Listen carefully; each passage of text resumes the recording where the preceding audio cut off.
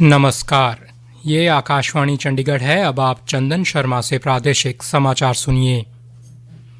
प्रधानमंत्री नरेंद्र मोदी ने युवा राजनयिकों से अपनी तैनाती वाले देशों में जमीनी स्तर पर जुड़ाव को मजबूत बनाने और स्थानीय समुदाय के साथ भारत के संबंधों को गहरा करने का आह्वान किया है।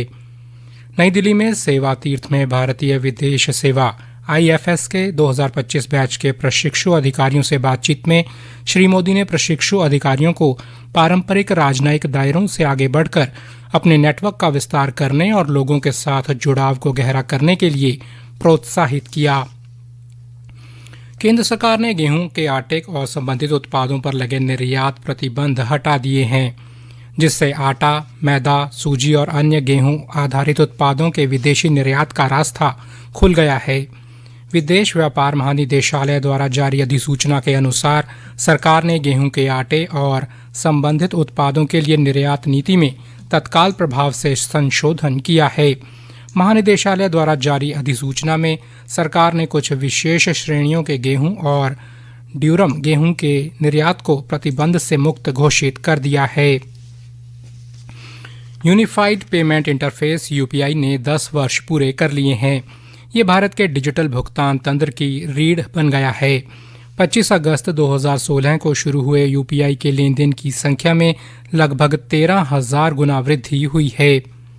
प्रधानमंत्री नरेंद्र मोदी ने सोशल मीडिया पोस्ट में कहा कि एक दशक पहले UPI की शुरुआत हुई थी और ये भारत की डिजिटल पेमेंट यात्रा में अब तक का सबसे निर्णायक फैसला साबित हुआ है।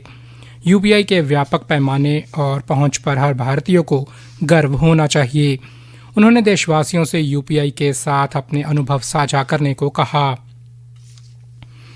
हरियाणा के श्रम मंत्री अनिल विज ने कहा कि अंबाला छावनी में कर्मचारी राज्य बीमा निगम ESIC द्वारा 100 बिस्तरों के अत्याधुनिक अस्पताल का निर्माण शीघ्र किया जाएगा। अस्पताल के लिए भूमि उपलब्ध करवाने के लिए केंद्र सरकार द्वारा लगभग 13 करोड़ रुपए की राशि स्वीकृत की गई है। श्री अनिल विज ने कल चंडीगढ़ में ESIC श्रम विभाग तथा हरियाणा शहरी विकास प्राधिकरण के अधिकारियों के साथ अंबाला छावनी में प्रस्तावित इस अस्पताल की स्थापना को लेकर समीक्षा बैठक के बाद ये जानकारी दी। उन्होंने कहा कि अस्पताल के लिए हरियाणा शहरी विकास प्राधिकरण के सेक्टर 33 में 5 एकड़ 28 मरले से अधिक भूमि की रजिस्ट्री जल्द की जाएगी तथा इसके बाद भूमि का कब्जा भी शीघ्र ESIC को सौंप दिया जाएगा। उन्होंने कहा कि अस्पताल के निर्माण से अंबाला सहित आसपास के क्षेत्रों और सीमावर्ती जिलों के लगभग 70,000 बीमाकृत श्रमिकों एवं उनके परिवारों को बेहतर और आधुनिक स्वास्थ्य सुविधाएं उपलब्ध होंगी। उन्होंने कहा कि अधिकारियों को अस्पताल के निर्माण से जुड़ी सभी औपचारिकताएं जल्द पूरा करने के निर्देश दिए गए। श्री अनिल विज ने बताया कि अंबाला छावनी में बनने वाले ESIC अस्पताल की 4 दीवारी का निर्माण कार्य भी जल्द शुरू किया जाएगा। इसके साथ ही अस्पताल भवन का नक्शा तैयार करने की प्रक्रिया शीघ्र पूरी कर निविदाएं आमंत्रित की जाएंगी ताकि निर्माण कार्य को निर्धारित समय सीमा में आगे बढ़ाया जा सके।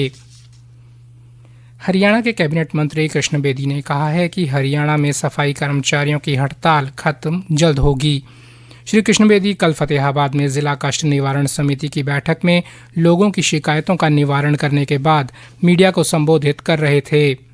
उन्होंने बताया कि बैठक में 13 मामलों की सुनवाई की गई और 9 मामलों का मौके पर निपटान किया गया। श्री कृष्ण बेदी ने कहा कि हरियाणा में सफाई कर्मचारियों की हड़ताल 1 या 2 दिन में खत्म हो जाएगी। मुख्यमंत्री के साथ सफाई कर्मचारियों की जल्द वार्ता होगी और उसके बाद हड़ताल को खत्म करने का ऐलान हो सकता है। उन्होंने कहा कि सफाई कर्मचारियों की 14 मांगों में से 13 मांगें सरकार ने मांग ली है और एक मांग पर कानूनी विशेषज्ञों की राय ली जा रही है।